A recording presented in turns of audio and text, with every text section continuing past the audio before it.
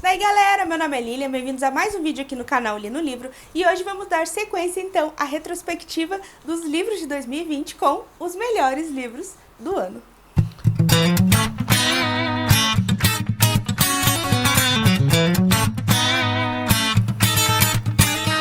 Eu pensei muito então em como fazer esse vídeo, eu tive diversas ideias, eu tentei fazer um top 10, separar as melhores leituras com muito sofrimento, afinal é difícil, né, ranquear eles. E eu pensei então que deveria trazer todos os meus livros que eu coloquei como favoritos do ano, que deu um total de 22 livros. Achei que era muito difícil separar um mais ou menos para estar numa lista de top 10.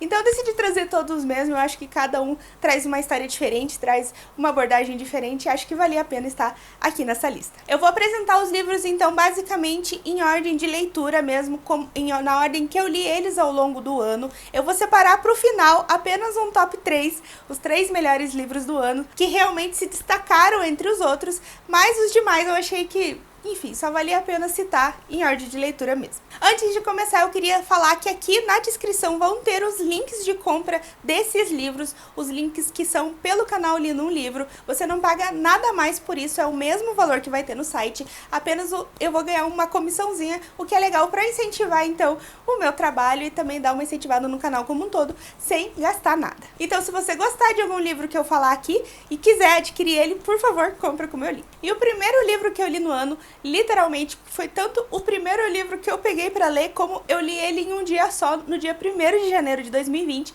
foi O Misterioso Caso de Styles, da Agatha Christie, que eu decidi começar também um projeto de leitura em ordem cronológica da Agatha, mas aconteceu que realmente eu li alguns livros dela e me cansei um pouco da narrativa, pela fórmula se repetir bastante, mas esse aqui foi o primeiro, então o primeiro publicado dela, e é um livro muito, muito bom, me surpreendeu bastante. Eu já tinha lido muitos anos atrás um outro livro dela, O Assassinato no Expresso do Oriente, e eu tinha gostado, mas não foi nada de demais, assim.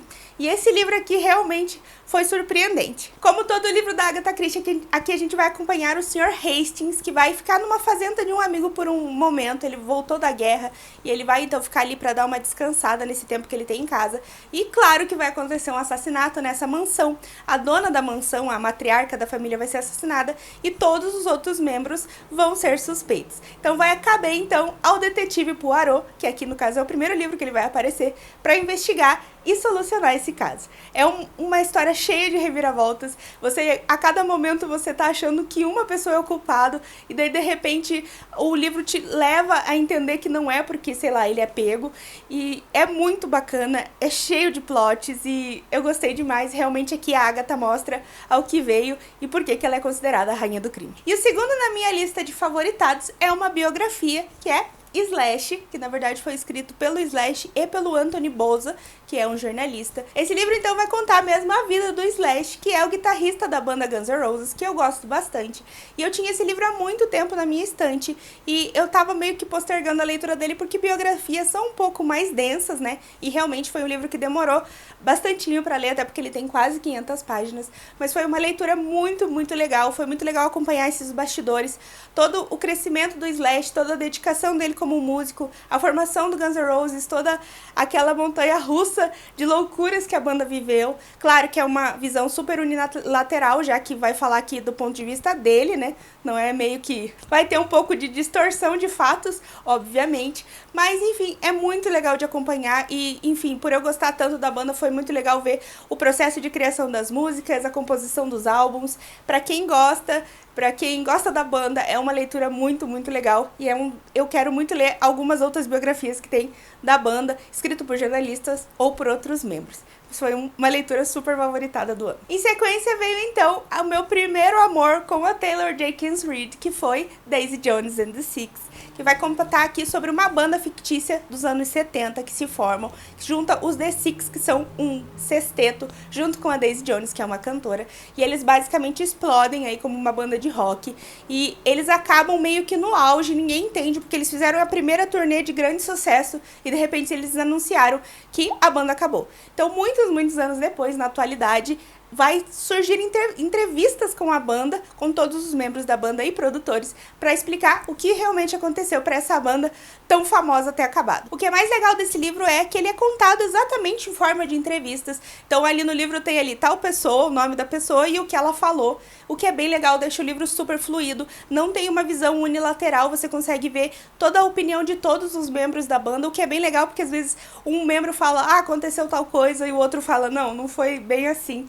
E além das personagens ser muito legais, as mulheres construídas nesse livro são muito fortes. Tem 3 mulheres em específico que eu gostei demais, é muito bacana. As relações entre os personagens também são super bem feitas e é super incrível essa história, tanto que você se pergunta ali, queria escutar esse álbum que eles tanto falam, ou ver um documentário sobre a banda, e é bem frustrante no final ser só um livro de ficção. A Daisy Jones veio super no embalo do Slash, que eu já tava ali naquele clima rock and roll, anos 70, anos 80, que tava super massa, e daí já veio a história dela, que eu adorei, deles, né, como um todo. E a escrita da Taylor é muito gostosa, muito fluida, e foi sucesso esse livro, basicamente engoli. E agora o primeiro nacional da lista, que é Capitães de Areia, do Jorge Amado. Aqui eu já me apaixonei pela escrita do Jorge Amado, a forma como ele fala é muito bacana, como ele conta essa história, que a gente vai acompanhar alguns meninos que moram numa praia, eles são meninos de rua, e eles são vistos pelas pessoas ali de Salvador como meninos que roubam, como meliantes, basicamente todo mundo odeia eles, a polícia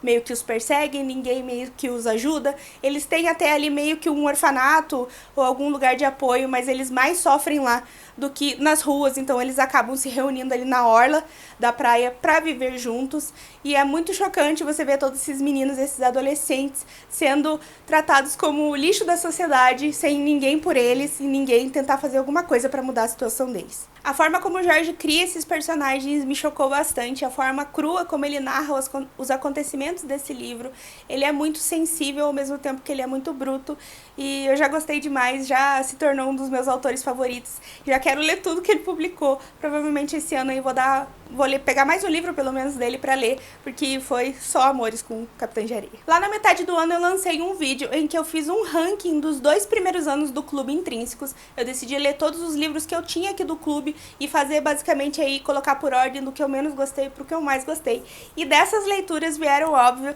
várias favoritas. Se você não assistiu ainda esse vídeo, eu vou deixar aqui nos cards pra você dar uma conferida. E o primeiro dessa lista aí de livros, desses 24 livros, que foi o favoritado, foi Os Prós e Contras de Nunca Esquecer, do Val Emick. Essa história é uma história super sensível. Aqui a gente tem uma menina que tem uma síndrome em que ela não esquece nada, ela consegue ver todas as suas memórias como se fosse um filme e acessar elas, digamos, super rápido, desde que ela bateu a cabeça quando era criancinha. Então, pra ela, a maior mágoa dela é justamente algum parente ou alguém relacionado a ela esquecer alguma coisa ou esquecer dela. Em contrapartida, a gente tem outro personagem, um homem adulto, o Gavin, que acabou de perder o seu esposo, ele tá ali passando pelo luto, e ele vai, então, ficar na casa desses amigos e acaba conhecendo a Joan, que é essa menininha que eu falei. E eles basicamente vão fazer ali um trato de trocar informações. A Joan quer compor uma música e participar de um concurso de composição em que o Gavin vai ajudar ela. Em contrapartida, a Joan vai contar pro Gavin todas as lembranças que ela tem do esposo dele que ele faleceu. Essa história mexeu demais comigo, eu gosto muito dessa dinâmica de livros que trazem ali um pouco de drama, em que são casais, no caso, relacionamentos improváveis, que no caso é uma menininha de 10 anos fazendo amizade com um cara de 30 anos, por motivos ali, né, talvez um pouco tristes, mas vai nascer uma amizade super bonita. A Jo é uma menina super incrível, super esperta para a idade dela, e tem diversos desenhos dela ao longo desse livro que são muito fofos. É aquele tipo de livro que você se pega sorrindo, se pega triste com ele.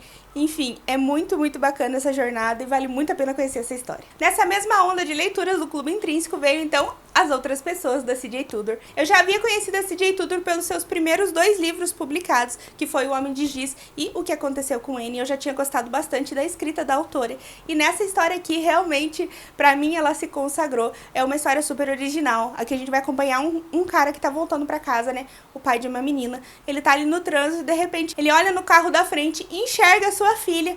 E ela olha pra ele e grita papai. Ele não entende porque ela deveria estar em casa com a sua esposa. Ele começa a dar uma perseguida no carro, mas eles se perdem, enfim. Ele liga pra casa, para no posto e liga pra casa pra ver o que tá acontecendo. Uma policial atende e avisa que houve um um assalto na sua casa e sua mulher e sua filha, na verdade, estão mortas. Eu acho que aqui a C.J. Tudor realmente, ela mostra o que veio, é uma história super bacana, vai mostrar ali diversos pontos de vista. Você não consegue parar de virar página, porque você quer saber muito o que vai acontecer, o que realmente aconteceu com essa menina, essa busca incessante que o pai dela entra, vai trazer diversos outros elementos para a história, uma pitada de sobrenatural, que é meio característica da C.J. Tudor, mas que fica bem plano de fundo, vai falar um pouco ali sobre Dark Web, vai trazer algum tipo de discussão sobre racismo, sobre diferença de punição para homens brancos e homens negros. É muito legal, é tudo super sutil, essa discussão que ela levanta, e eu gostei demais, um thriller super, super bom. E super recomendo. Eu vou falar quantos super eu quiser, que é a minha lista de favoritos. Continuando a onda de intrínsecos, então, aqui tem Um Lugar Bem Longe Daqui, da Delia Owens, que acho que foi um dos favoritos de muita gente aí, na verdade no ano anterior, né, porque ele é de 2019. E é uma história super sensível, a gente acompanha a Kia, que ela mora num brejo com a família dela, perto de uma cidade pequena ali, e a família dela acaba por completo abandonando ela, todos vão embora e só sobra ela pequenininha ali, com 10, 12 anos, e ela tem que se virar sozinha, se sustentar, além de ser considerado basicamente o lixo da cidade, como todos a chamam, porque ela é uma pessoa, enfim, à margem da sociedade. Além de ser um super drama bem construído, vai ter uma pitada aqui de thriller, já que vai acontecer um assassinato e, obviamente, eles vão querer culpar ela por esse assassinato.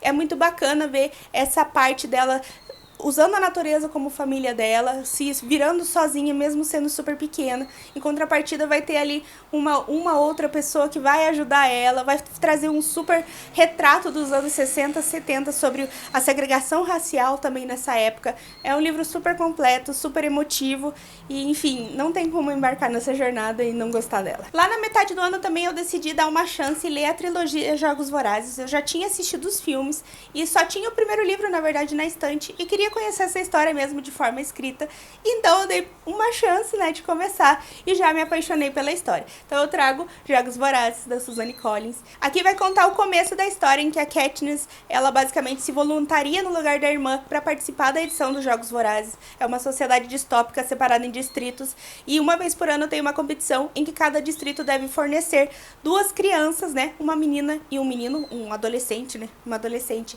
para participar dos Jogos Vorazes, que é uma competição em que são separados, então, esses jovens e só um pode sair com vida. Eles têm que se matar até só sobrar um ganhador. Esse livro é super bom, ele é cheio de ação, é eletrizante do começo ao fim. Você tá ali acompanhando junto com a Katniss, aquele momento que ela não sabe o que tá acontecendo, ela não sabe onde tá as outras pessoas, cheio de injustiças, cheio dessa capital que trata eles como se fossem objetos. É muito legal, muito bem construído e é bacana você entrar sem saber nada e ficar aterrorizado junto com ela. E daí veio a segunda leitura favoritada, meio que num combo, que foi Em Chamas, que é a sequência de Jogos Vorazes. Aqui a gente vai ter um livro um pouco mais, pelo menos na primeira metade, um pouco mais lento. A gente vai acompanhar então a Katniss pós-Jogos Vorazes, ela ali toda com medo pela família dela, pelo distrito dela, pelo que ela fez no final dos Jogos Vorazes. Então, aquela pressão psicológica que ela passa. E, em contrapartida, na segunda parte, vai ter o segundo Jogos Vorazes, que daí traz de novo toda aquela ação do primeiro livro. Na verdade, se fosse ainda pra escolher, o meu preferido da trilogia seria o Em Chamas, porque eu acho que ele balanceia super bem essas duas partes da história, essas duas oposições, né? E, enfim, eu só não trouxe esperança para essa lista porque eu acho que ele peca um pouco em mostrar a magnitude de toda a revolução que sofre ali, que toda a Panem passa, porque a gente acompanha tudo do ponto de vista da Katniss, então em muitos momentos ela não tá nas batalhas, ela não tá sabendo exatamente o que tá acontecendo, e acho que isso diminui um pouco a grandiosidade da história, mas de uma forma geral, a trilogia é muito boa e eu recomendo ela como um todo. Agora para essa lista, um super clássico que é Jane Eyre, da Charlotte Brontë. Eu li no ano retrasado, na verdade, O Morro dos Ventos Uivantes, da Emily Brontë, e fiquei apaixonado pelaquela história, pela escrita, e quis muito conhecer, então, a escrita das outras irmãs, e comecei pela Charlotte. Esse aqui é um livro de quase 800 páginas que eu li em 5 dias. É muito gostosa a escrita dela, é muito bacana essa história. Aqui a gente vai acompanhar a Jane, que fica órfã muito cedo, e ela vai morar com os tios, né, os tios acolhem ela, só que o tio dela também vem a falecer, e ela fica ali sob tutela da tia dela, na verdade, a tia não tem nenhum laço sanguíneo com ela e não gosta muito dela, então ela vive ali meio que sendo deixada de lado, e ela tem uns primos que são super malvados com ela. Até que em algum momento ela vai ir pra um orfanato e vai virar professora, enfim, vai ter várias aventuras na vida dela. Ela é uma personagem super bacana, ela é muito bem construída, uma mulher super forte, e é muito legal acompanhar o tipo de história que não segue aquele padrãozinho de casal feliz. Tem diversos problemas envolvendo ali o casal, diversas discussões morais, principalmente para a época, já que as mulheres tinham que seguir ali um script e viver sua vida como mandava os padrões. E a Jane com certeza foge muito disso. O final é super surpreendente, super bonito e... ai, muito bom esse livro. Eu já quero muito ler mais coisas da Charlotte, e ainda falta eu ler ainda a Anne Brontë, então ainda tem bastante livros dessas irmãs maravilhosas. A próxima leitura foi uma leitura que me pegou totalmente de surpresa. Eu estava participando de um clube de leitura dos livros da Reese Witherspoon, e esse foi um dos livros indicados nesse clube, foi o primeiro sorteado, e eu tava meio assim pra ler ele, e acabei pegando, que foi Eleanor Oliphant Está Muito Bem, da Gayle Honeyman, que é uma história muito legal. Inclusive, eu acabei lendo Jane Eyre por causa desse livro. Eu fiquei sabendo lá no grupo que tinha meio que um spoiler de Jane Eyre, daí eu parei a leitura, fui ler Jane Eyre e voltei pra esse. E foi super legal, os dois livros muito bons. Aqui a gente acompanha uma protagonista totalmente fora do normal. Ela trabalha, leva uma vida normal, mas ela não tem amigos, ela não tem família, ela tem as relações ali de trabalho, mas todos os colegas meio que tiram sarro da forma como ela é. E ela vai topar ali com um colega da empresa dela, ali um cara do TI, que, enfim, acontece um acidente ali na frente deles, eles socorrem o velhinho. E disso nasce uma amizade, nasce oportunidade de ela conhecer outras pessoas e mudar como ela é, e ao longo do livro você vai entendendo por que ela é uma pessoa tão reclusa, por que ela é uma pessoa tão diferente. Inclusive ela é rude nos comentários, o jeito que ela fala com as pessoas, principalmente com o cara que ela conhece, o Sam, e é muito bacana acompanhar essa história. Eu fiquei super comovida com a história dela, e como é bacana você não acompanhar aquele clichêzão de protagonista legal ou protagonista super problemática. Ela entra ali no meio termo, muito bacana, e vai falar também sobre problemas psicológicos e tudo mais. Eu adorei esse livro e vale muito a pena porque ele não é tão falado assim por aí e, enfim, fica a dica. Ainda dos livros do Intrínsecos, O Construtor de Pontes, do Marcus Zusak. O Marcus Zusak é o escritor da Menina que Roubava Livros, ele ficou muito famoso, eu acho, pela época que saiu o livro e saiu a adaptação também. E essa história que a gente vai conhecer alguns irmãos, os irmãos Dunbar, que vivem ali basicamente sozinhos. A mãe deles já faleceu e o pai deixou eles alguns anos atrás. E eles ficaram ali meio que no começo da vida adulta e na adolescência, até criança, para se virarem sozinhos.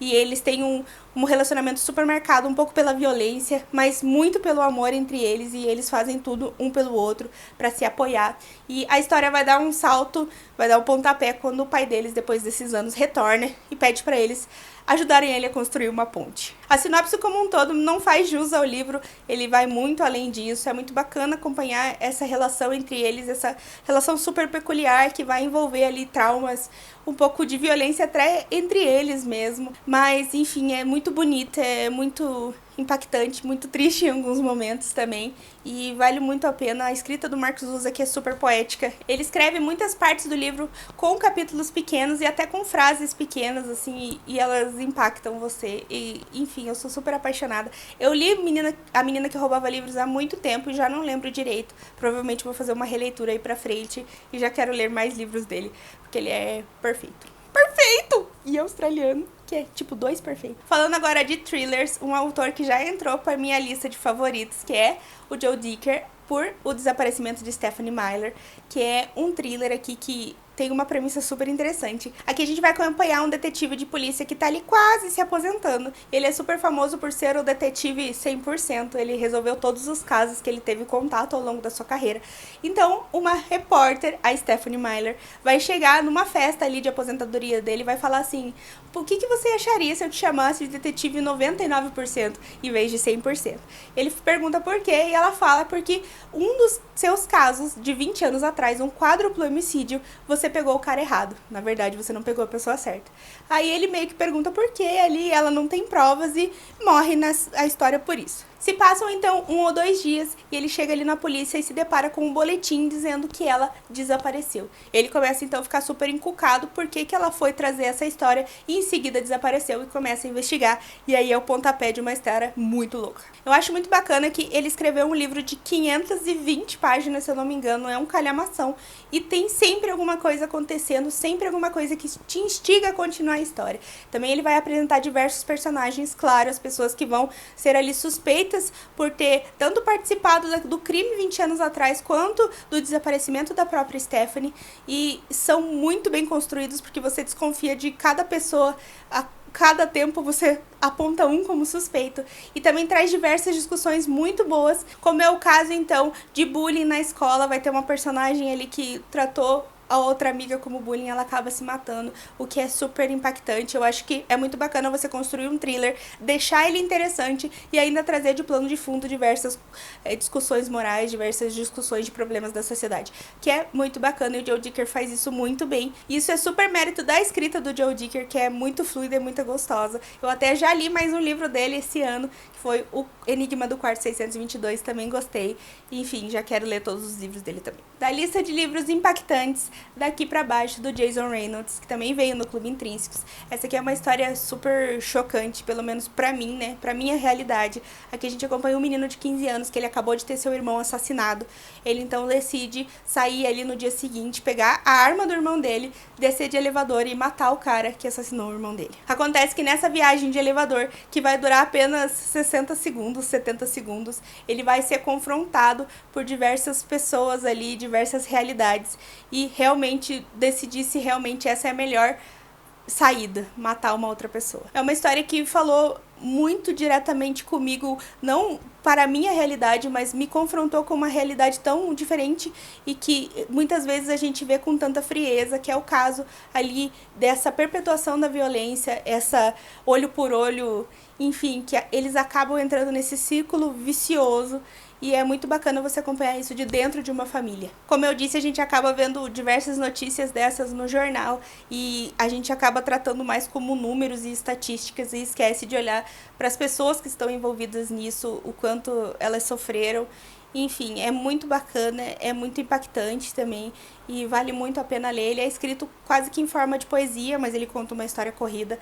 Então as frases e as palavras são escolhidas muito bem para mostrarem, para evidenciarem o que elas querem falar. Se você já assistiu o vídeo dos 2 anos de Clube Intrínsecos, você sabe, se você não viu vai tomar spoiler, porque o meu favorito, o que eu coloquei como número 1 foi Pátria, do Fernando Aramburu, que é um escritor espanhol, que é um livro que vai falar ali sobre 2 famílias, basicamente, que são marcadas pela violência e pelos grupos extremistas. Essas famílias vivem então ali numa região chamada País Basco, que é muito próximo ali da Espanha, que tem uma cultura própria, tem toda a sua peculiaridade, e eles estão ali numa época de muito confronto, que foi uma época que um grupo extremista, o ETA, atuou, e eles mataram diversas pessoas ali, querendo a independência, e é muito chocante, porque a gente vai acompanhar aqui uma família que teve o seu pai, o patriarca, assassinado por esse grupo, e em contrapartida, a outra família teve um dos filhos que entrou para esse grupo.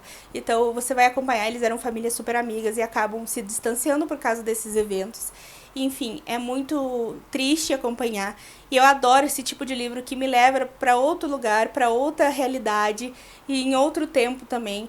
E a carga cultural que traz esse livro é chocante, é sensacional. Com certeza é um livro que não vai agradar e não é para todo mundo, porque ele também é um livro de mais de 500 páginas, ele é um pouco mais demorado de ler, é bastante difícil porque tem diversos nomes ali daquele local que são bem diferentes dos nomes aqui, por exemplo, do Brasil, e dá um pouco de trabalho para você decorar um pouco os nomes dessas pessoas, mas eu acho muito bacana, eu adorei, traz 2 mulheres, as 2 matriarcas dessa família, que são mulheres muito fortes, e é muito, muito legal. O final do livro é super bonito e, enfim, vale muito a pena entrar nessa história e conhecer um lugar tão diferente da gente. E o segundo livro da Taylor nesse vídeo, Os Sete Maridos de Evelyn Hugo, que era o livro que desde que eu descobri a sinopse eu queria muito ler, que vai falar ali sobre uma atriz de Hollywood da década de 60, 70.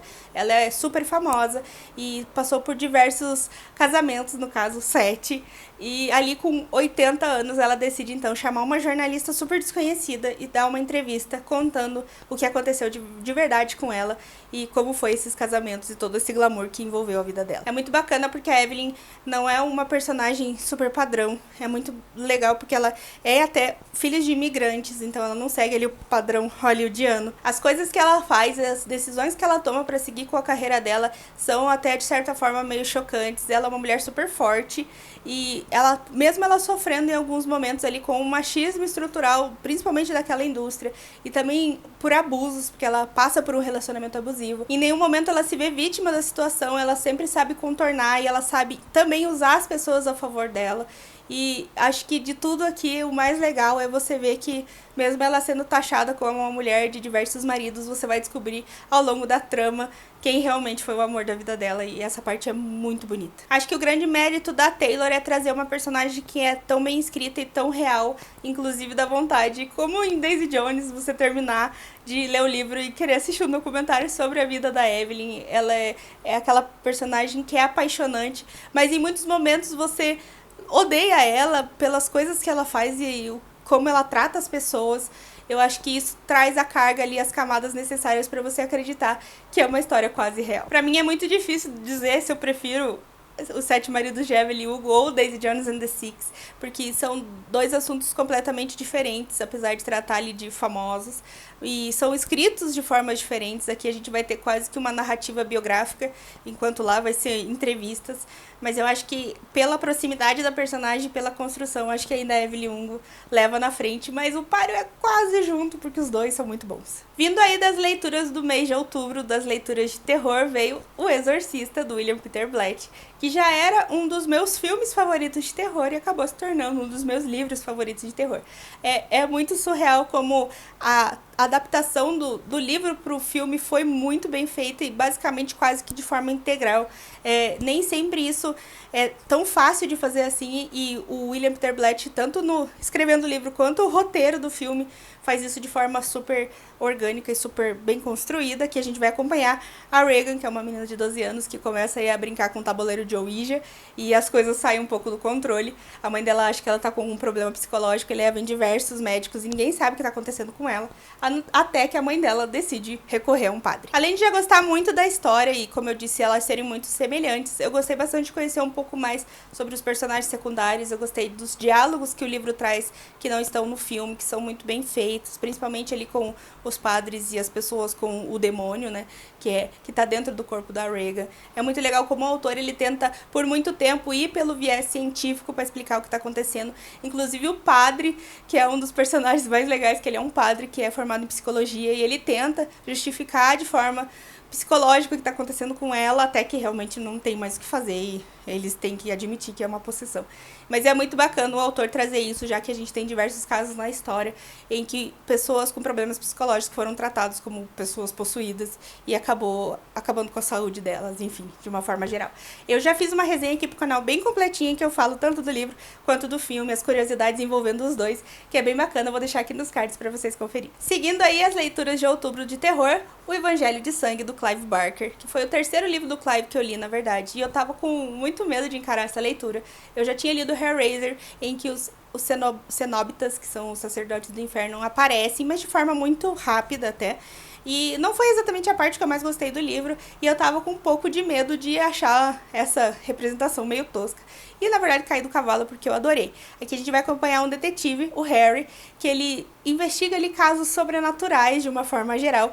E um dos casos que ele é chamado, ele vai acabar topando com esses sacerdotes do inferno e, enfim, levando ele, inclusive, a ter que ir até o inferno, o que é muito massa. Eu gostei muito como a trama é levada como um todo, porque começa na Terra, de uma forma terrena, acompanhando o Harry, acompanhando os amigos dele.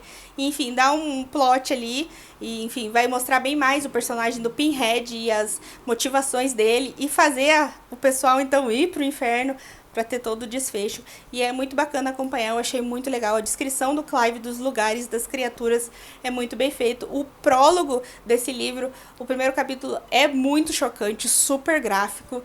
E realmente, se você não curtir esse primeiro, já nem vale a pena continuar lendo.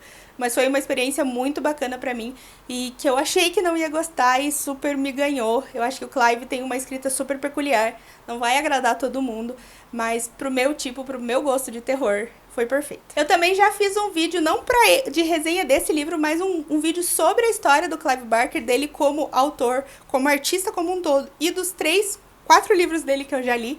Eu vou deixar aqui nos cards também para falar um pouco mais do autor como um todo, dar uma conferida. Uma das últimas leituras do ano que eu fiz e que eu super me surpreendi, porque eu achava que ia ser bom, mas não achava que ia ser tão bom, foi O Silêncio dos Inocentes, do Thomas Harris. Se vocês ainda não sabem, eu tenho um clube de leitura aí com alguns amigos, que é um clube de thrillers, em que a gente lê thrillers separados por temas. A gente escolhe 3 livros por temática, que é bem legal. E o segundo que a gente leu foi O Silêncio dos Inocentes, falando então de serial killers.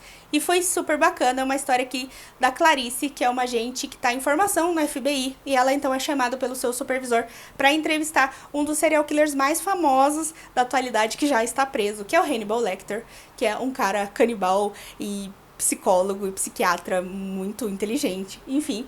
E o desenrolar da história vai acontecer alguns fatos e ela vai ter que contar então com a ajuda do Hannibal para pegar um outro serial killer que está em atividade, que é o Buffalo Bill. A experiência desse livro foi muito melhorada, digamos assim, porque eu já tinha lido Mindhunter recentemente, que também entrou pro nosso clube dos thrillers, e a gente entende bem mais lá como funciona o FBI, o quântico como um todo, e essa análise de perfil psicológico de serial killers, que é muito bem trabalhado lá e que o autor super replica de forma inteligente aqui. Também é um livro super com plot twists legais, ele tem várias viradas de mesa, inclusive um na metade que é simplesmente fantástico. Se você não conhece a história, vai ser chocante. E acima de tudo, traz como protagonista uma agente mulher, a Clarice, que ainda é uma estudante, nem se formou ainda no FBI, e é muito bacana que vai trabalhar ali o machismo relacionado a essa profissão que é tão dominada por homens, e também vai falar ali sobre como ela sofre assédio, basicamente, que o tempo todo.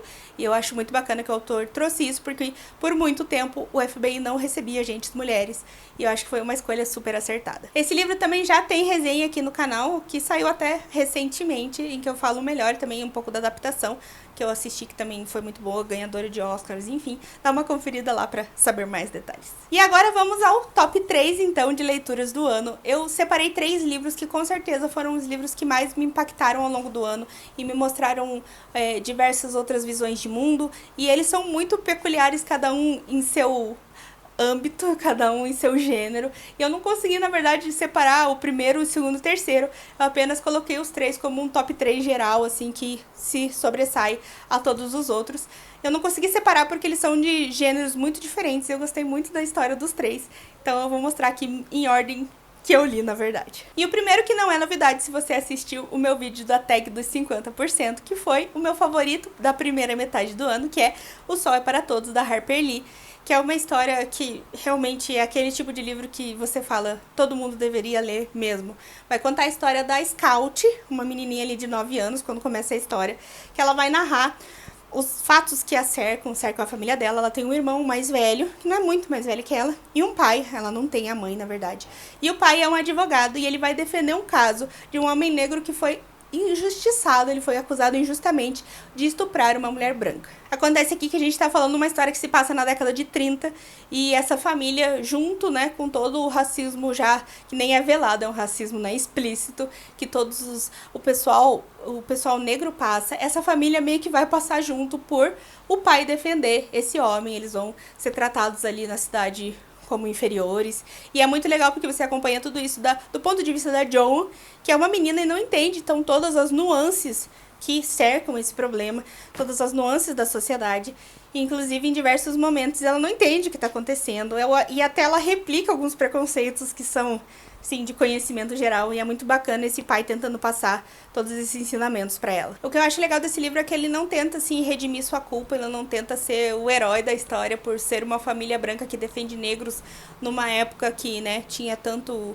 problema racial, né, tanto preconceito, mas ele só narra os fatos, e eu acho muito bacana, é super sensível, e no final da história tem um desfecho que você tá com tanta tensão, você tá, acho que tão revoltado ao longo da história que quando acontece o desfecho final, eu até chorei. Não é uma coisa que acontece com frequência quando eu leio livros, e acho que de tanto segurar a emoção, tanto segurar, ficar nervosa ao longo do livro, realmente o final, assim, eu soltei tudo. E foi muito bacana. Eu acho que é um livro que todo mundo deve ler, independente da idade. E, perfeito. O segundo livro do top 3, que se não aparecesse aqui ia até ser marmelada, né? Afinal, o Stephen King tá aqui direto nesse canal, que é O Iluminado.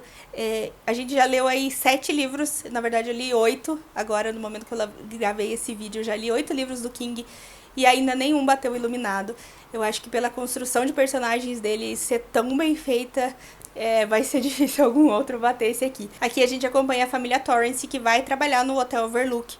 O pai deles, na verdade, teve alguns problemas recentemente ligados ao alcoolismo e foi demitido da escola que ele trabalha. Eles estão ali meio que passando por um perrengue. E surge essa oportunidade de um amigo de ele virar caseiro desse hotel durante o inverno, né? Quando não tem ninguém lá. O problema é que eles ficam meio ilhados nesse hotel durante esse período, em um momento ali do ano, que neva demais e quase não tem como usar as estradas nem nada. E como se tivesse desgraça pouca nessa história, o hotel é basicamente um hotel vivo, e o menininho, né, o filho deles, o Danny, ele possui poderes paranormais. Acho que o Iluminado quase já dispensa apresentações, porque ele é um livro super famoso, a adaptação do Kubrick também é super famosa, mas eu acho que o Stephen King aqui ganha disparado, tanto na adaptação do Kubrick mesmo, que é basicamente só uma inspiração, quanto na série que foi feita, que é bem fiel ao livro. A construção dos personagens com certeza se destaca. Eu acho que Stephen King é um autor que sabe criar personagens muito bem e colocar eles em contexto de terror, o que é diferente de criar uma boa história de terror. E você super compra a ideia. É muito difícil acompanhar o Jack ali tentando fazer o possível pela sua família, enquanto ele tá revoltado por ter que estar naquele trabalho, sendo que ele é professor, ele tá tentando escrever uma peça há muito tempo, que ele não tá conseguindo. E, enfim, tudo vai aflorar ali, o hotel não vai ajudar, e os fantasmas do hotel. É muito bom, muito legal. É um calhamaço, porque tem aí quase 500 páginas, mas vale cada momento que você dedica a esse livro. Ele é simplesmente fantástico. Eu não sei exatamente se esse seria uma boa porta de entrada para o Stephen King, já que ele é um pouco mais denso, assim, ele demora para acontecer as coisas. Metade do livro, basicamente, é só construindo todo o clima para chegar ali e começar a acontecer as coisas. Mas, com certeza, tá aí uma das leituras melhores. Não é à toa que esse livro, inclusive, está no 1000 livros para ler antes de morrer. Eu também já fiz, né, uma resenha mais completa sobre esse livro, falando detalhadamente sobre ele, sobre as curiosidades, sobre as adaptações. E vou deixar aqui nos cards também, se você quiser conferir. E o último livro do top 3 e dessa lista, mas não menos importante, foi uma leitura que eu fiz no finalzinho do ano, nos 45 do segundo tempo. Inclusive, é muito engraçado porque o Sol é para Todos eu li em janeiro, bem no começo do ano. O Iluminado eu li em junho ou julho, que foi na metade. E esse último eu li em dezembro, então foi bem distribuído os melhores livros do ano. E eu tô falando do Pachinko, da Minji Lee. O Pachinko é um livro que vai falar aí sobre uma família coreana, né? Eles nasceram na Coreia antes de ser Coreia do Norte e Coreia do Sul, lá na década de 10. E eles acabam por alguns problemas e algumas desventuras tendo que ir pra Osaka. Na verdade, a gente vai acompanhar uma personagem principal, que é a Sunja. E ela vai para Osaka, no Japão, né, viver ali com o marido dela. E eles acabam, enfim, criando raízes.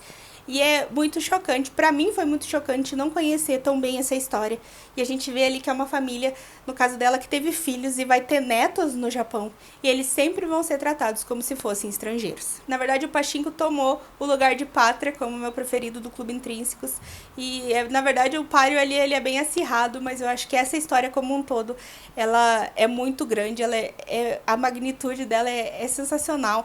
É uma cultura tão longe da minha, né, da Coreia do Sul, ali mais específico, mais pra frente, que eu não conhecia, eu não sabia dessa realidade dos descendentes de coreanos que viviam no Japão, o preconceito que eles sofreram ao longo de muitos anos e ainda sofrem. Inclusive tem até uma denominação especial para essas pessoas.